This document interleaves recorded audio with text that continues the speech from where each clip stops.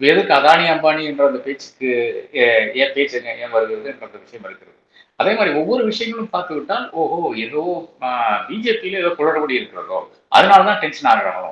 இதற்கு அரசினுடைய இன்னொரு விளக்கம் இருக்கிறது. இதெல்லாம் பிரச்சனை இல்லங்க. அவர் வந்து டெஃபினட்டா வந்து 272 கிராஸ் பண்ணிடுறாரு. அது பிரச்சனையே கிடையாது. ஆனா 3/4 மெஜாரிட்டி வர வேண்டும் என்று பார்க்கிறார். அதனால அவர் புஷ் பண்ணிக் கொண்டே இருக்கிறார் என்று கூறுகிறார்கள்.